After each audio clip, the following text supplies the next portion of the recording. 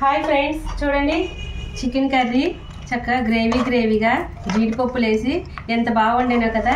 ఇవి నిన్న మిగిలిపోయిన కూరతో చేసిన కూర అండి. ఎలా చేసినా చూడండి ఎంత బాగుందో.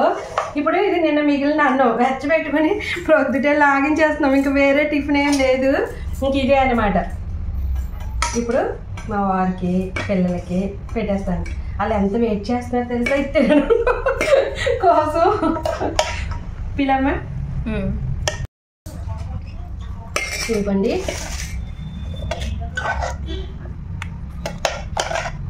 గ్రేవీ చక్కగా కొంచెం స్పైసీగా చేశాను అనమాట. ఇప్పుడు తిందాం, టేస్ట్ ఎలా ఉందో చెప్తాను మీకు.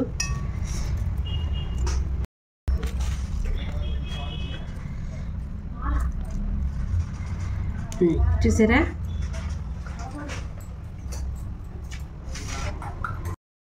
కొంచెం చాలా స్పైసీగా ఉంది, బాగా కారంగా ఉంది.